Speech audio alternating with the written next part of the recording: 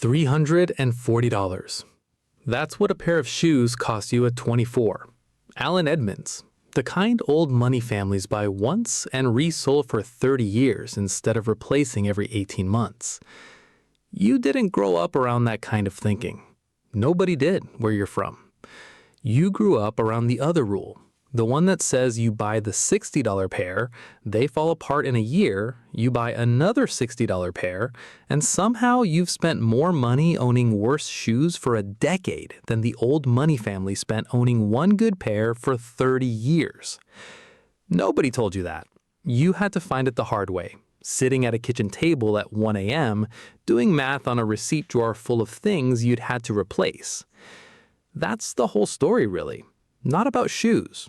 About the fact that there's an entire set of rules wealthy families have followed for generations, quietly, never written down in any book you'd actually find in a bookstore. And the moment you start following them, even with no money behind you yet, your whole financial life just starts moving differently. Okay, so where this actually starts. You grew up in Reading, Pennsylvania. Your father, Walt, worked at a tire distribution warehouse for 26 years, loading trucks, until his knees started complaining the same way his own father's knees had complained at the same job 30 years before that. Your mother, Lorraine, did billing for a regional hospital network. Steady job, never really moved much, year after year, no matter how many extra hours she put into trying to make it move. Solid people, hard-working people. People who believed completely, sincerely in a set of financial rules that turned out to be almost entirely about appearance. Buy the new car because a used one means you couldn't afford new. Buy the bigger house because the smaller one means you're not doing well. Replace things the second they show wear because worn things signal struggling. Spend big at Christmas, finance the difference if you have to, because not spending signals something's wrong. These weren't really rules about wealth. They were rules about looking like you weren't worried about money, even when you were terrified about it constantly, every single month, in ways you didn't fully understand until you were old enough to actually see the bank statements they thought they were hiding well. You watched your parents follow these rules for 2 decades. New cars every 5 years, finance at whatever rate the dealership offered that month, a bigger house at 31 that strained the budget for the next 15 years, a dining room they used maybe 4 times a year, a finished basement that mostly just stored things they'd bought and stopped using, credit card balances that never quite hit zero, carried forward like some tax nobody ever questioned because everyone they knew paid the same tax, same way everyone on your street paid it. Probably the same way it had been paid for generations before anyone thought to ask why. Net worth at 55, when you finally asked, sitting at their kitchen table on a random Sunday visit, $61,000. After 30 years, 2 full-time incomes, a paid-off mortgage they refinanced twice, decades of genuinely hard work just pointed in a direction that never compounded into anything. You didn't say anything when they told you that number. You just filed it away, the way you'd learned to file things away that needed time before you knew what to actually do with them. You found the actual rules almost by accident. 23 years old, reading a biography of some Philadelphia textile family for a class you barely cared about. One detail just stopped you cold.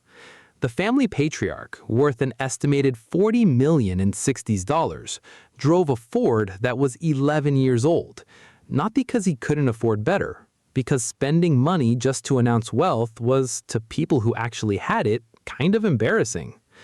That detail rearranged something in your head. You started noticing it everywhere once you actually looked. Old money families buy houses below their means, not above. They drive cars until the cars die, then drive the next one until it dies too. Same handful of well-made clothes worn for years, sometimes decades. Not frugality as some kind of performance, just spending on visible status was something only people anxious about their position needed to do.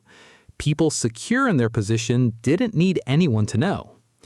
First rule, wealth that needs to be seen usually isn't real yet. Wealth that's actually real rarely bothers announcing itself. You were 23. making $34,000 a year as a claims processor in Allentown, driving a 2009 Corolla with 140,000 miles on it. By every rule you grew up with, that car embarrassed you. By the rule you'd just found, that car was exactly the correct car. You just hadn't realized it yet. You ran your own numbers that same week. Same as always, whenever something shifted in how you saw things. Assets: $2,100 in savings, $1,800 in a Roth IRA you'd opened 6 months earlier on a coworker's recommendation. The Corolla, worth maybe $4,200. Total, $8,100. Liabilities: $19,400 in student loans from a state school you needed loans for because nobody in your family had savings set aside, because nobody in your family had ever followed a rule that built savings instead of spending on appearance. $2,200 on a credit card from a friend's destination wedding you felt obligated to show up properly dressed for. Net worth: negative $13,500. At 23, following the exact same rules your parents followed, just earlier in the same trajectory. You sat with that number on a Sunday night and made a decision that felt, honestly, almost rebellious at the time. You were going to find out what old money families actually did with their money, and you were going to do that instead, regardless of what it looked like to anyone watching. You found this one in a finance book, mentioned almost in passing. Old money families think in decades and generations. Most people think in months and years. That explained the cars, the houses, the clothes. But it explained something bigger too. Explained why these families were almost obsessive with compound interest and basically indifferent to short-term gains. A 7% return doesn't excite someone thinking in decades. It's just the water they swim in. Expected, unremarkable. Because given enough time, it does something that feels almost unfair to everyone else operating on a shorter clock. You open the brokerage account, put $75 a week into an S&P 500 index fund, starting at 24. Not because $75 felt meaningful on its own, because you finally understood. The families who quietly built dynasties hadn't done it with brilliant timing or hot stock picks. They'd done it by refusing to need the money for 30 years and just letting that one decision do almost all the work. A coworker, Desmond, 31, asked you once why you didn't just enjoy your 20s instead of playing old man with your paycheck. You told him you were enjoying your 20s. You just weren't financing the enjoyment with money that needed 30 years to compound. He didn't really get it. Most people don't. Not because the math's complicated, because the patience required runs against pretty much everything you're taught to want immediately. Third rule: took the longest to actually understand, because on the surface it sounds identical to the rule you grew up with. Your parents used debt constantly. Old money families used debt too. The difference was never whether debt was used, it was what the debt was used for. Your parents' debt financed depreciation. Cars, vacations, furniture, things that lost value the moment they were bought and kept losing value every year after. Old money debt, historically, financed appreciation.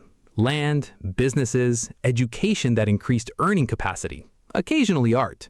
Almost always something expected to be worth more later than it cost right now.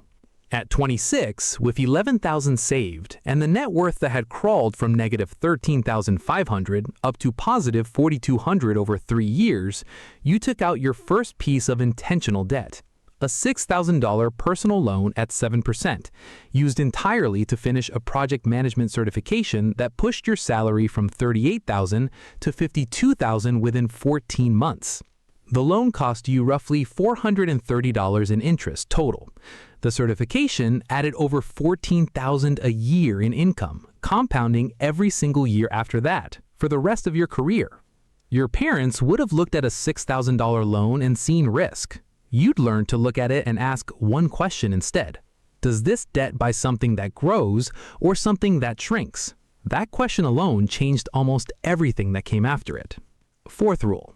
This one was the hardest to actually accept because it sounded uncomfortably close to something cynical, something your parents' values would have flat out called using people. But the actual rule, once you understood it properly, was never about using anyone. It was about old money families treating relationships with accountants, lawyers, bankers, other families as long-term infrastructure, maintained deliberately, the way you'd maintain a house, not transactions you made only when you were already in crisis. Your parents had no accountant, no relationship with anyone at their bank beyond whoever happened to be sitting at the teller window that day, no lawyer they'd ever spoken to outside of closing on the house. Every financial relationship in their life was reactive, found in a moment of panic, used once, abandoned. At 27, you started meeting quarterly with a fee-only advisor named Priscilla, even though your assets barely justified an hour of her time back then. Not because you needed advice yet, because the relationship itself, maintained over years, would eventually matter more than any single piece of advice ever could. You joined the small business networking group in Allentown that same year, not to sell anything, just to be known by people slowly, deliberately, the same way old money families always made sure the right people knew their name decades before that name needed to mean anything specific at all. By 29, following these 4 rules with almost boring consistency, your net worth crossed $97,000. By 32, after a second certification, a modest raise to $71,000 a year, and 7 straight years of index fund contributions, it crossed $214,000. None of it looked dramatic from the outside.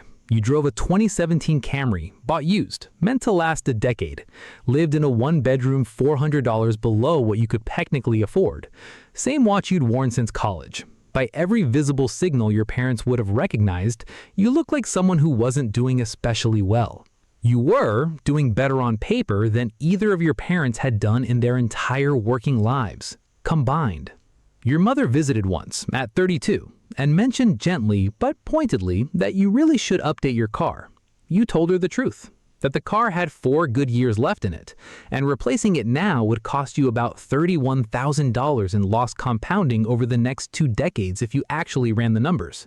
She didn't fully understand. She wasn't supposed to. She'd spent her whole life inside a completely different rulebook, one that had never once been written down for her either. 5th rule. The one that finally explains why old money families stay wealthy across generations, while lottery winners and sudden windfalls disappear within a decade, sometimes less. It comes down to a set of inherited behaviors: patience, discretion, deliberate relationships, a specific relationship with debt that get passed down with or without any money attached to them at all. So you started, deliberately, passing these rules to your younger cousin, Desiree, when she turned 22. Not lectures never worked on you either. Just the actual mechanics, in small pieces, over time. Here's what an index fund actually is and why it works. Here's why the car genuinely doesn't need to be new.